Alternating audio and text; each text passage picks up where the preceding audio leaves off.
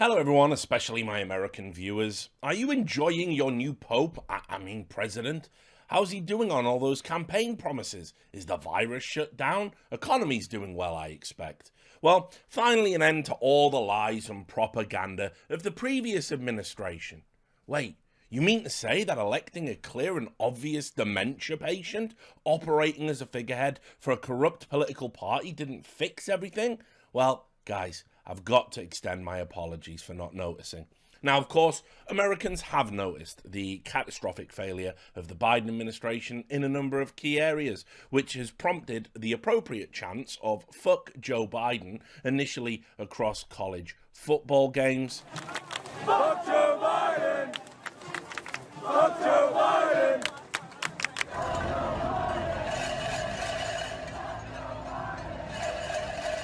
Going all the way up to the Ryder Cup, and at protests related to vaccine mandate layoffs for teachers and nurses.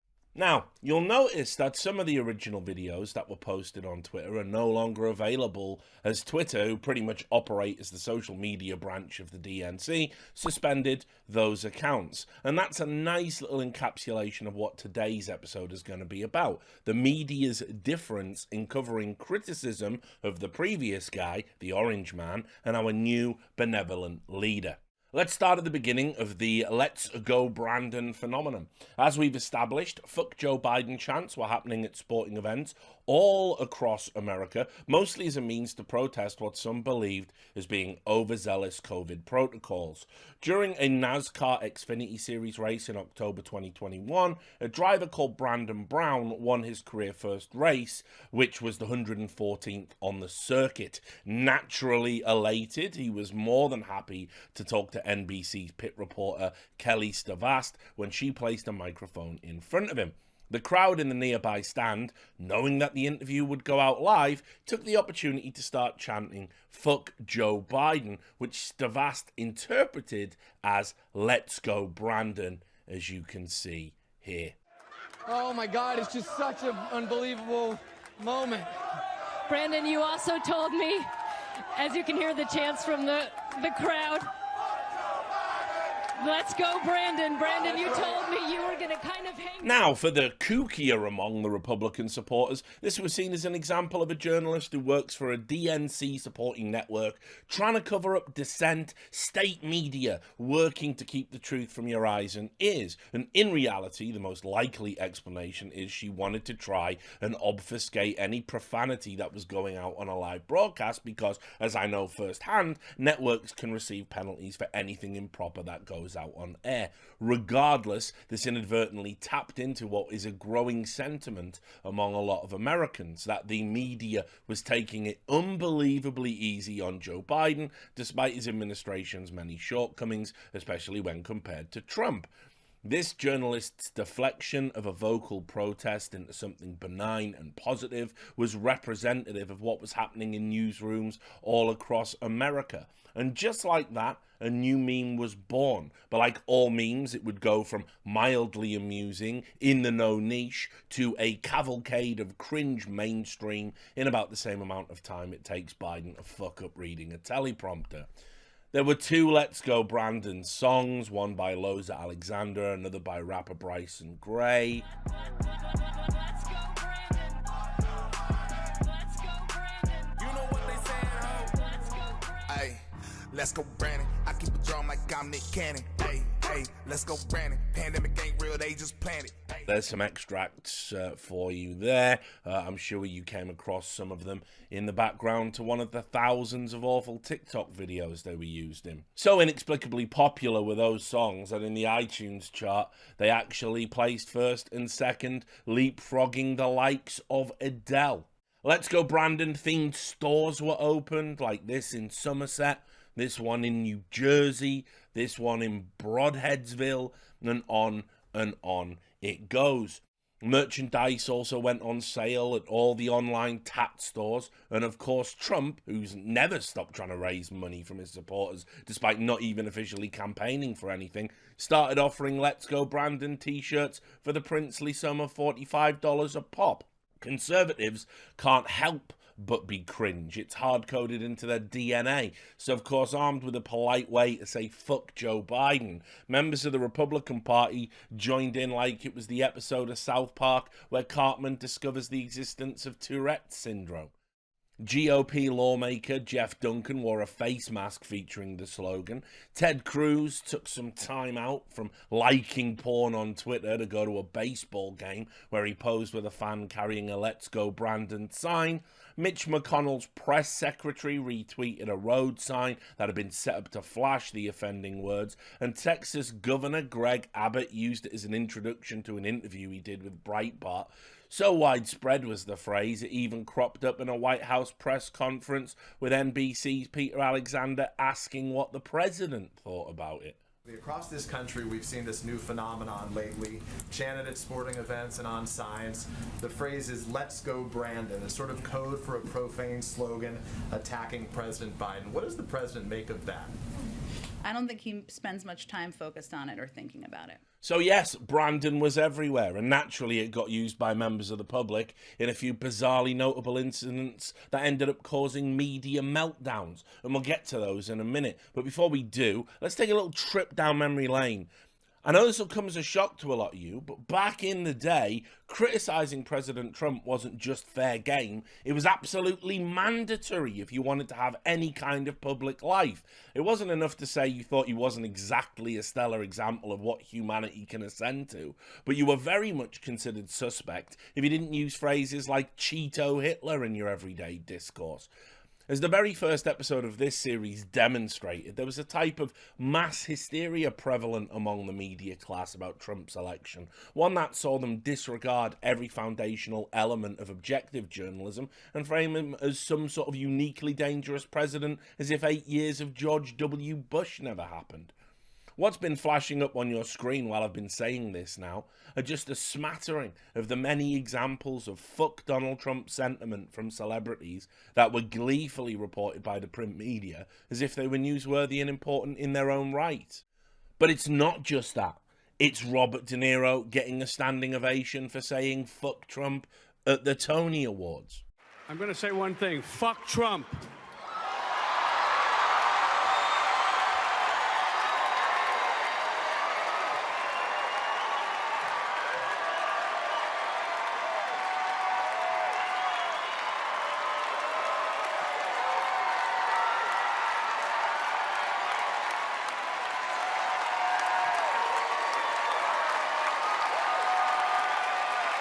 It's no longer down with Trump, it's fuck Trump.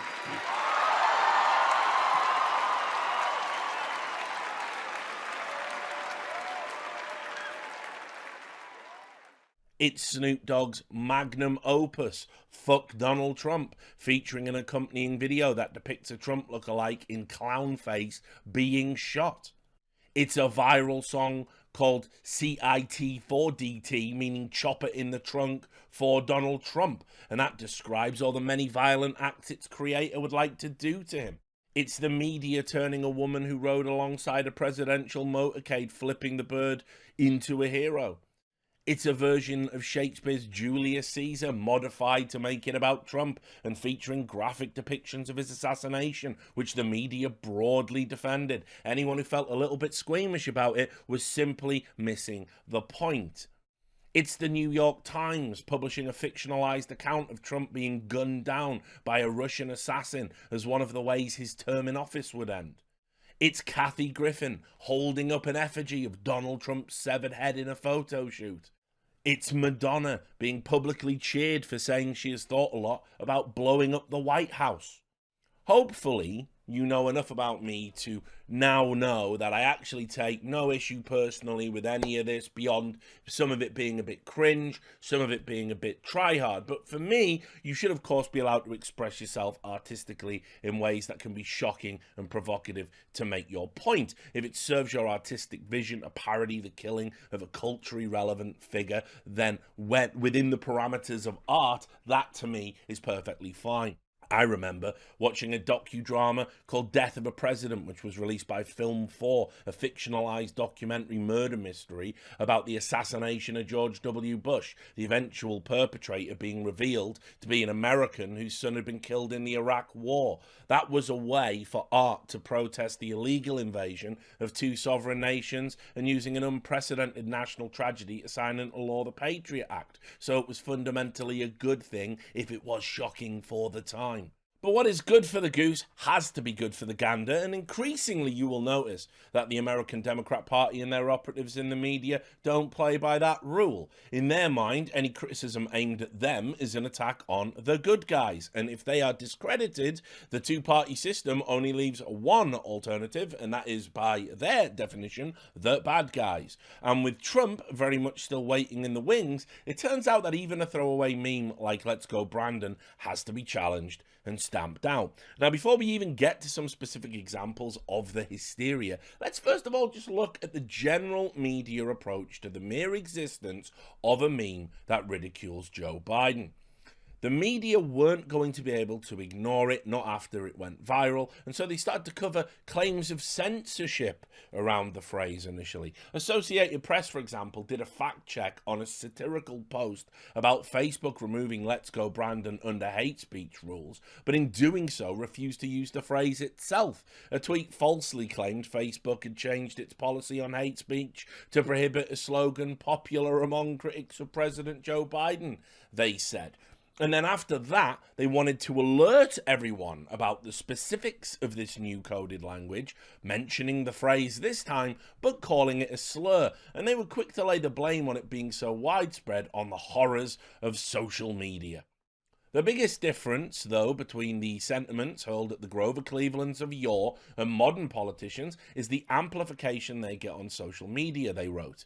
Even the racism and vitriol to which former President Barack Obama was subjected was tempered in part because Twitter was relatively new. There was no TikTok. As for Facebook, leaked company documents have recently revealed how the platform increasingly ignored hate speech and misinformation and allowed it to proliferate.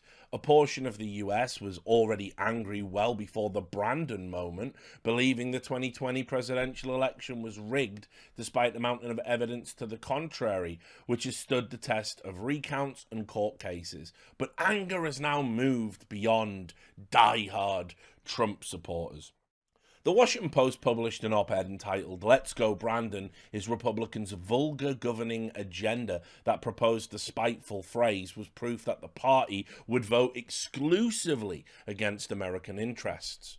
This was hilariously echoed by disgraced journalist Dan Rather in an opinion piece published on Substack entitled "A Party Embraces Vulgarity." He wrote, "To be sure, many Democrats have said some form of fuck Donald Trump. There was even a rap song to that effect. We all have a right to free speech. But when Republican elected representatives say 'Let's go Brandon' to end a speech on the House floor, like Bill Posey, a Republican from Florida, did, or wear a 'Let's go Brandon' face mask like South Carolina Republican Jeff Duncan did, or when Ted Cruz can't get enough of it, something else is going on. This is a movement that has engulfed the party, and party leaders think they can use it to effectively rally their voters. The sad truth is that they are likely right."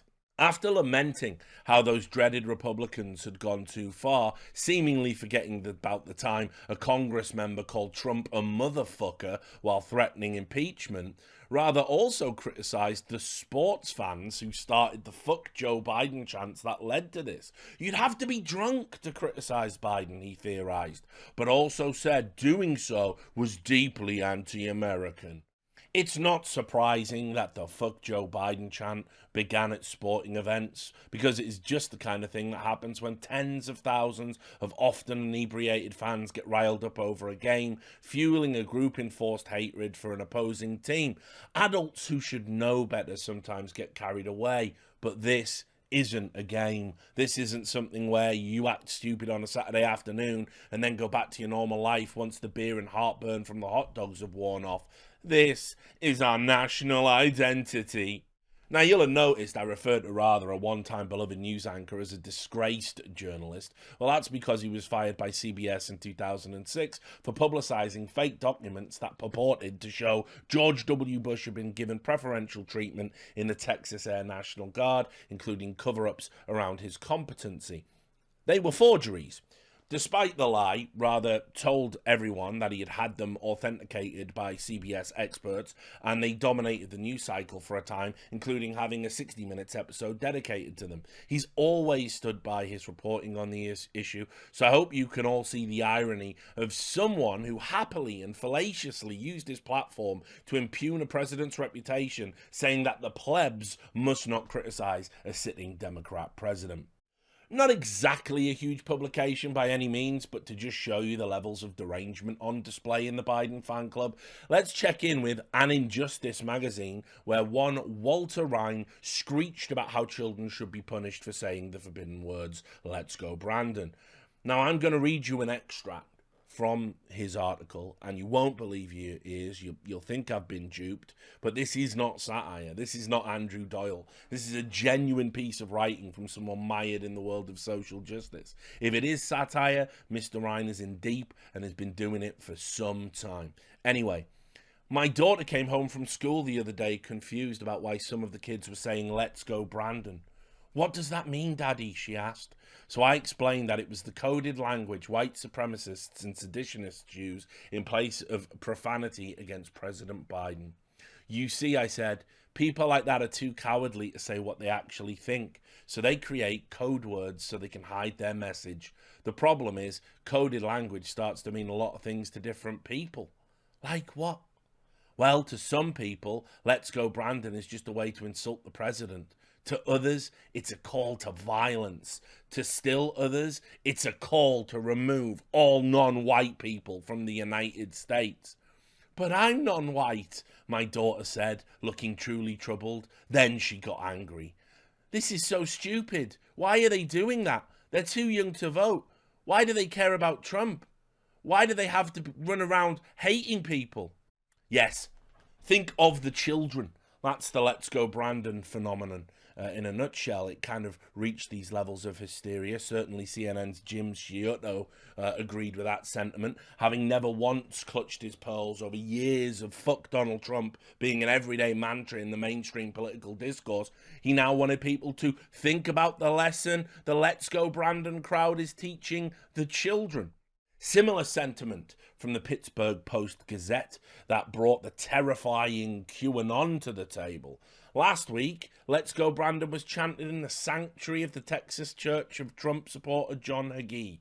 It was not a regular Sunday worship, but the sanctuary was full of QAnon supporters protesting President Biden, mask mandates, and vaccines. "Let's go Brandon" united the sanctuary with one bitter chant. "Let's go Brandon" isn't shocking, surprising, or clever. It reveals a moral bankruptcy of those who would chant it, even in church.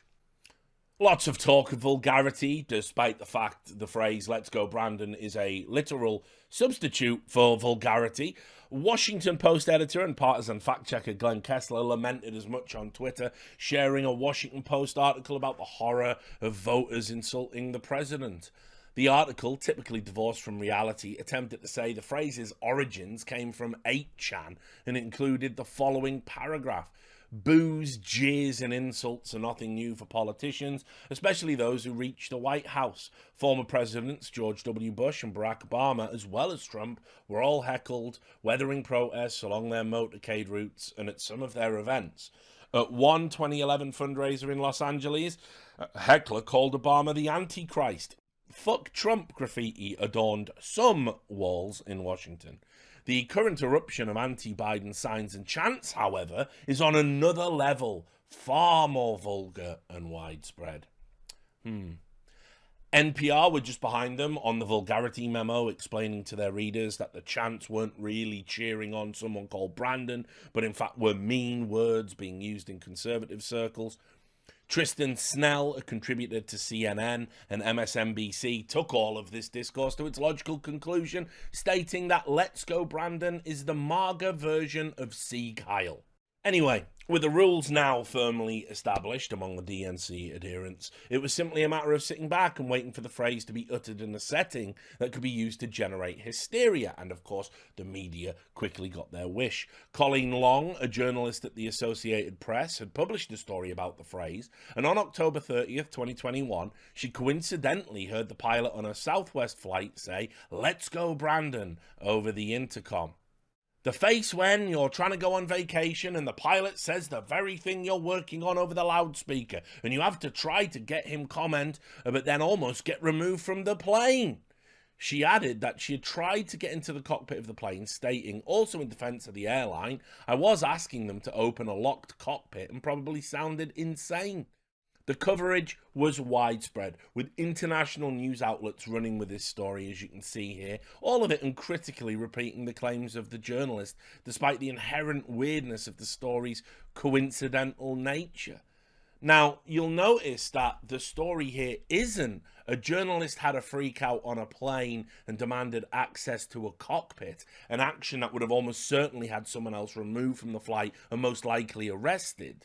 No, that minor point fell somewhere by the wayside and wasn't discussed at all. Indeed, that was quite mild hysteria by the point we would reach at the end destination of this story's life cycle.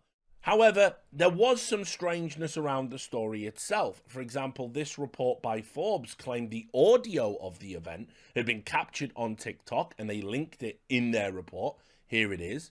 East about 7 or 8 miles an hour. Good visibility, mostly clear skies, 77 degrees. Thanks for coming out flying with Southwest Airlines. Welcome aboard. And remember, let's go Brandon. But there's some slight problems with the claims. Much was made of how it sounded like "Let's Go Braves," a supposed reference to the Atlanta baseball team, which in retrospect makes no sense because the plane was flying out of Houston, home of the Astros, to Albuquerque, home of the Isotopes. This was all pointless speculation, though, because even a cursory investigation would have revealed the date from the audio was October 12th, over 2 weeks prior to the date of Long's flight. And there still remains no correction in the Forbes article. Now, I'm not one for speculation, especially in this series, but it certainly strikes me as odd that a reporter who had already published a piece about the "Let's Go Brandon" phenomenon had this happen to them, seemingly without any corroboration from any other member of the public. And there was an existing TikTok video of an incident just like it floating around on social media that you have to wonder, could the journalist have come across that when they were researching their article? Few journalists asked any questions about her version of events. The Spectator columnist Stephen Miller did send in some questions, as you can see here, but they went unanswered. In the interim, journalists like Andrew Egger decided to directly misquote the pilot, saying that what he'd actually said was "fuck Joe Biden." Still, what we do know is that Southwest said they would launch an investigation, the outcome of which wouldn't be publicly disclosed. In short, we would never know if it actually happened or not, but Southwest, feeling the pressure from the full court press of the press, issued a statement saying that theoretically, divisive behavior from their workforce would not be condoned. That wasn't enough for the Twitterati, though. They continued to speculate wildly about the danger the pilot might pose if not dealt with. Juliet Kayyem, a purported national security expert who contributes to CNN, said, "If Southwest Air doesn't do everything, every passenger on that flight is standing to file a complaint with the FAA News, and they should do so. Southwest will then be compelled to investigate or defend him. Have fun with that. No messing around in the air, bright line rule." She would add, his words reflect the possibility of anger management or substance abuse. It's worth asking. Not content to leave it there, she continued with a supposed statement from a pilot she just happened to know that said "Let's Go Brandon" was possibly a MAGA death wish and that all the crew should be fired for allowing the pilot to remain in operation of the plane. Former FBI agent and lawyer Asha Rangappa compared saying "Let's Go Brandon" to saying "Long live ISIS." She would go on to say Trump supporters were actually more of a terrorist threat than ISIS on the basis ISIS didn't commit the September the 11th atrocity, but Trump supporters did walk in to the Capitol building. Former Chuck Schumer aide and Politico contributor Chris Hahn remarked that he likes pilots who don't sympathize with terrorists. Former Obama and Biden operative John Cooper asked his 1 million followers, "Do you prefer to fly airlines that don't allow their pilots to insult our president over the plane's public address system?" Although, the thing you got to know about John Cooper is he does reserve the right to call a sitting president a fucking worthless piece of racist Nazi dogshit when he wants to. Self-appointed political commentator who, like most of Resistance Incorporated, built up a following by endlessly tweeting about how bad Trump is for the past few years, stated she would have demanded to deplane if she heard a pilot utter that phrase, and then went on to say this pilot is brainwashed and in need of serious deprogramming. Former White House Press Secretary Joe Lockhart tried to generate a panic about an anti-Biden pilot uprising, saying the fact that Southwest Air has not moved faster with their Brandon pilot indicates a much broader problem. My guess is many, if not most of the pilots are totally okay with it, and the airline is afraid the pilots will walk. Let that sink in.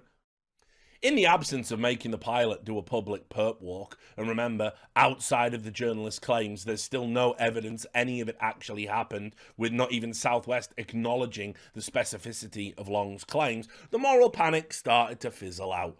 NBC News had a go at trying to make it continue when they were alerted to a custom firearms manufacturer making guns with the slogan, "Let's go Brandon," emblazoned on the side. Gun dealers are marketing weapon parts and ammunition using a right-wing slogan widely understood as code for profanity directed at President Biden, was how they framed the story. Now, the article is so short, it barely qualifies as being one because, of course, there is no story here, but the journalist behind it doubled down on it anyway. The article stated that the Secret Service had been contacted by NBC to ask whether putting "Let's Go Brandon" on a firearm was a direct threat on President Biden's life, something the author of the article would proudly repeat in public. The next phase was the use of the phrase, "Thank you, Brandon," when gas prices went down by 1/8 of a cent, which didn't stick because it was, well, cringe. So much so, even The Atlantic wrote an article about how embarrassing an attempt to reclaim the meme it actually was. Then the New Republic had another go of stirring the pot in early December by asking the question, is criticizing Joe Biden a danger to democracy? Which itself was a response to the laughable piece in the Washington Post by Dana Milbank that stated, without irony, the media gave worse coverage to Biden than they did to Trump.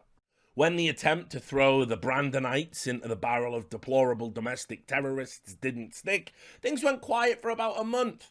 The hysteria was brought back to the table just in time for Christmas, when President Biden, taking part in the now traditional NORAD Santa tracking call, received their usual phone-ins. One, a father from Oregon, decided to sign off by saying "Merry Christmas" and "Let's go Brandon." Now, what didn't help is that because Biden is bouncing off the walls on his best day, the addled leader repeated the phrase, adding, "Let's go, Brandon, I agree." And it, of course, made him look like an utter fool, especially when we know the White House was aware of the existence of the phrase based on their previous questions and statements regarding it. Well, you can imagine what happens next. The Democrat Defense Force was deployed.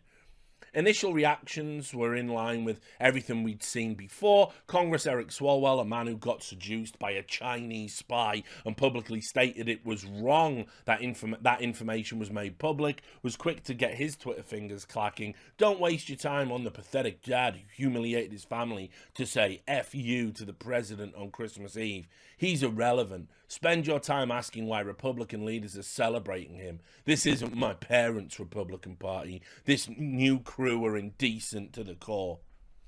The worst Twitter user, the propagandist Aaron Rupar, followed up with, when you boil it down, all the "Let's go Brandon" thing amounts to is that people who hated Biden anyway have found a cute way to tell him to F off in public without losing their jobs or suffering other consequences, refusing to detail why there should be any consequences at all. Damon Linker at The Week lamented how wrong it was to insult your neighbors. Yes, we're all friends and neighbors again. That were Biden and the 81 million people who voted for him.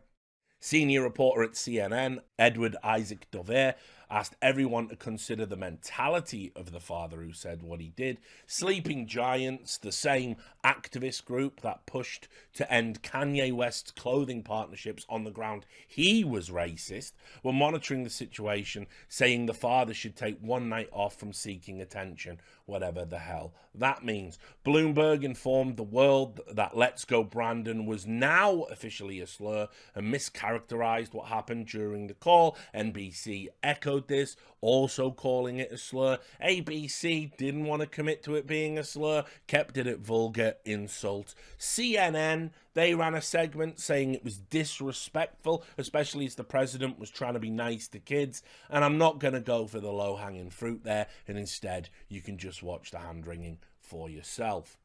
Let's talk about what happened today with Joe Biden, along with the First Lady Jill Biden, visiting Children's National Medical Center here in Washington. He spoke with kids around the country as part of a Santa Tracker event. In one specific phone call, a father of four named Jared made it awkward and political, and just listen to this. By the way, you guys have to be in bed by 9 o'clock, you know, and asleep between 9 and 12, or he doesn't show up. This isn't to you, Jared. This is to the kids. That's right. Well, I hope you have a wonderful Christmas. Well, yeah, I hope you guys have a wonderful Christmas as well. Merry Christmas, and let's go, Brandon. Let's go, Brandon. I agree. Let's go, Brandon, for those who don't know, is slang for F Joe Biden. Ron, the president is trying to be nice to kids. He doesn't really have to do this. They were very pleasant. What does it tell you that somebody is rude like that and disrespects the office of the president to his face about the political climate in this country? Yeah, look, it's ungracious, it's juvenile, it's reprehensible by the father. But I don't think it's fundamentally about incivility. I think it is fundamentally about insurrection. I don't know the individual, but the whole Let's Go Brandon kind of motif is a reflection of the view, 2/3 of the Republican base, driven by Trump's claims, false claims, and the big lie that Biden is an illegitimate president. And it reflects as well the findings in multiple polls by the American Enterprise Institute, Vanderbilt University, and others, that a majority of Republican voters now say the American way of life is disappearing so fast, the traditional American way of life, that we may have to use force to save it. I think you're seeing this is a manifestation not just of incivility, but of the fundamental view of the illegitimacy and the ominous shores that we're kind of sailing toward very quickly in 2022 and especially 2024. That was echoed in their reporting as well. Maggie Haberman bemoaned someone trolling the president. How dare they? Susan J. Damas of the Michigan Advance said, so many people are broken. I know we're all supposed to say this isn't a big deal, but that's dumb. It is a big deal that a third of the country is angry and crazy, very mindfully playing down the number of people who are actually sick of this administration, as reflected by Biden's record low approval ratings. Roger Sollenberger expressed disbelief that anyone could hate Joe Biden, a politician who's worked with segregationists, penned the 1994 crime law and the 1995 Omnibus Counterterrorism Act. And anyway, of course, having got the memo, journalists quickly tracked down and named the parent as one Jared Schmeck. They then proceeded to run a series of stories about him, all with the intent of making him look like a bit of a nut job. Starting locally, the Oregonian ran to clarify if he was just joking, which is weird enough. But the story then morphed after Schmeck decided to appear on Steve Bannon's podcast in the aftermath. Suddenly it was a problem that he was proud of what he said. And of course, given the rule of conservative cringe, Schmeck continued to dig, adding, I am a Christian man. For me, it's God first and foremost. I don't follow any one man blindly. Some of the media has run with that and said I don't support Donald Trump, but that's absolutely false. Donald Trump is my president, and he should still be president right now. The election was 100% stolen, so I just want to make that clear. He'd gone full MAGA. And as Robert Downey Jr. will tell you, you never go full MAGA. He'd run to Bannon. Very dangerous stuff, because he, a literal nobody, was pushing the big lie to his platform of exactly no one. This, of course, shouldn't be surprising, John Cooper reminded us, and it was bad of him to deny he was a Trump supporter in the first place, even though he said he was misquoted. Then the next phase of the delve into this guy's life, he'd said on another podcast he might consider running for office, and this quote was picked up by multiple outlets, as if this utterance was in any way shocking or important or relevant to the news cycle. Now, some of you will have just listened to that segment and are thinking that it's some sort of defense for the behavior of this individual. Let me be clear, characterizing this guy as a loser is fine in my books. It looks to be a case of someone milking a brief amount of viral fame, soon to be forgotten about as less relevant than the Catch Me Outside girl or the Bagel Boss. No, the point is, none of this, and I mean fucking none of this, is actually newsworthy in any real sense. I don't need to know who the guy is, who he supports politically, whether he wants to run for office. He is a nobody, and yet the largest news publications in the world all have a piece about what he did, what he said after, and all because he uttered a forbidden phrase. Like, I don't know, maybe the attention was the point, and while it's nice to get a villain of the day engagement on social media, that should be the preserve of clout-seeking anonymous accounts, and not the dedicated pursuit of America's newsrooms. This person doesn't matter. The media acting like he does, that's part of why everything is so broken right now. It's probably also worth noting, while that was going on, there was an uptick in punishing members of the public that wore any of the Let's Go Brandon merchandise you saw earlier. In the same way, the media largely ignored the number of assaults on people wearing red baseball caps because it was apparently the same as wearing a Ku Klux Klan hood. It also largely ignored the zealous overreaction to people wearing clothes critical of the president. Multiple incidents of people being thrown off planes for doing so circulated on social media, while the Daily Beast caught an insane scoop that a police chief in Penns Grove, New Jersey, wore a Let's Go Brandon sweater to a Christmas party. This was not appropriate, as a source that was quoted by them reasons, because the chief chose to make a political statement during a time of significant racial divide and police mistrust in America. Again, it's pathetic, it's petty, just like pretending your fuck Donald Trump t-shirt or pussy hat was a substitute for a personality, but Lord knows we all had to tolerate that tiresome posturing for over 4 years if it ever even really stopped. When people see perceived bias, it will put people's noses out of joint and give them grounds for grievance. When it happens against the backdrop of the mainstream media engaging in a game of "Get down, Mr. President," over a very minor insult, after we've just seen over 4 years of the most vitriolically charged rhetoric aimed at a sitting president, it's of course going to be amplified. And, as with all stories about the modern American media, this is ultimately a story about partisan hypocrisy. But recently, the whole Let's Go Brandon arc took on an even more farcical dimension. What if I told you the same media that had been clutching their pearls and asking if the meme was in fact terrorist code now decided to embrace and spread the same term to promote Biden as an energetic and effective president?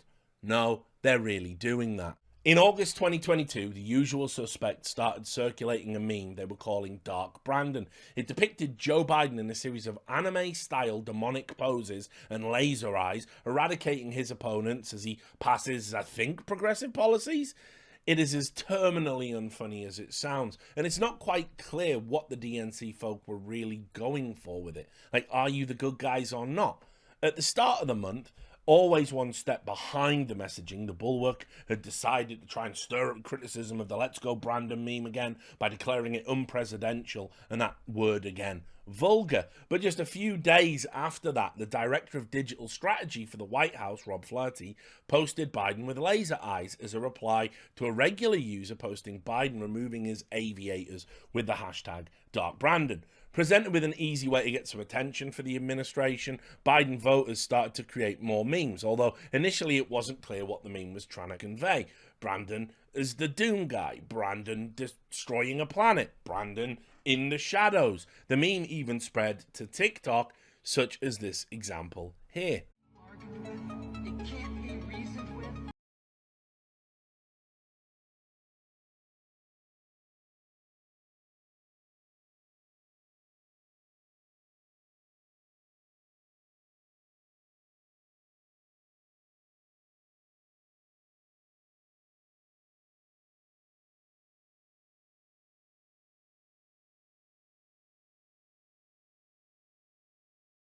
For all those of you who voted for President Trump, there's no way out. Then the White House Press Secretary Andrew Bates got in on the action, alluding to it meaning Brandon was coming to get the tax cheats as a mimetic positive spin on the recent announcement that the US government would be expanding the IRS to the tune of 87,000 agents. And then again, he said Brandon was crushing it despite the low approval ratings. Chris Murphy, the Democratic senator from Connecticut, also joined in because suddenly having members of Congress spread memes was good now. Sensing that this might be the rebranding Biden could use for an approval bump, the media started to write about the meme being sure to place an explainer alongside claims that the administration was suddenly winning ahead of the midterms. The Washington Post article entitled "Brandon Returns Darkly, Democrats Turn an Insult into a Pro-Biden Meme" included a quote from a professor who had created and shared some of the memes.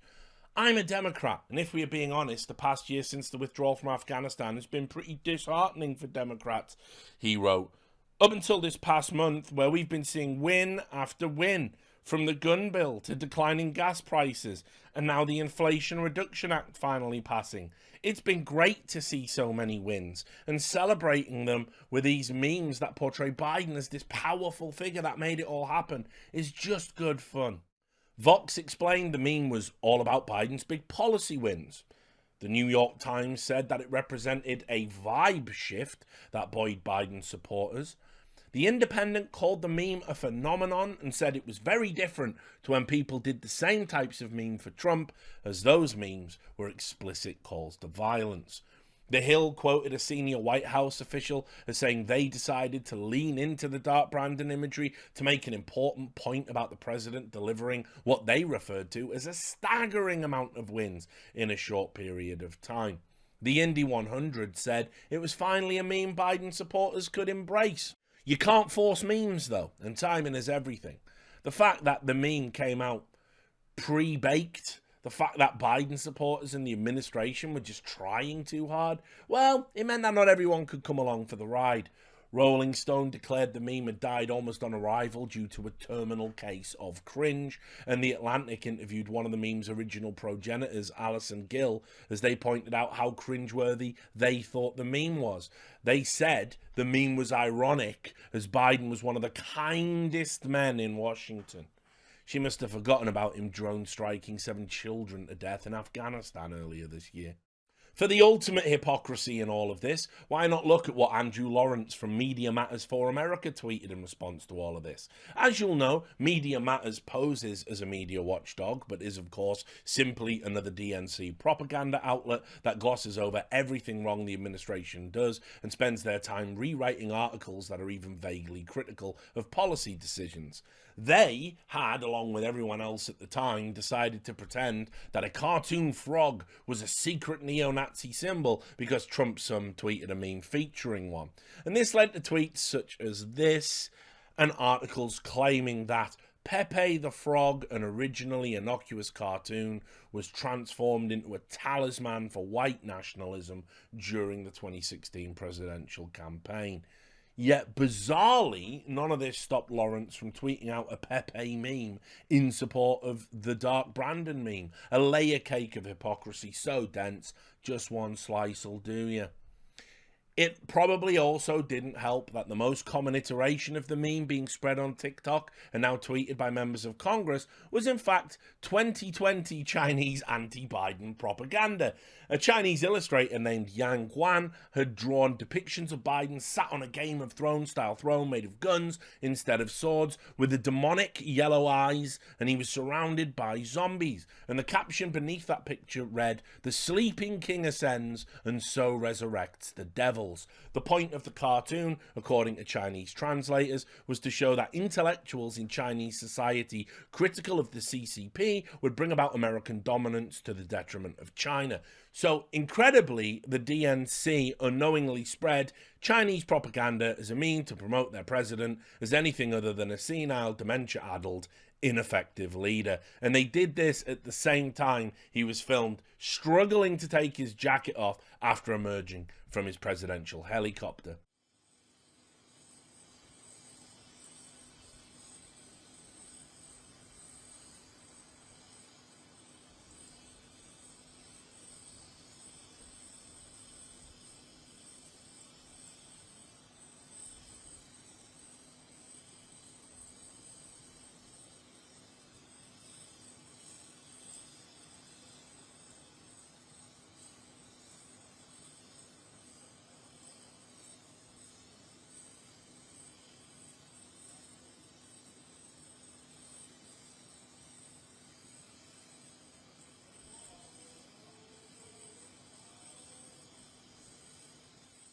All in all, the Brandon meme, which could have simply been a bit of harmless fun that would have faded away had the media simply ignored it, has now become another prominent example of two things. The first being the juvenile nature of American politics in general, a world where the most powerful people in a country screech in horror every time they're exposed to mild ridicule.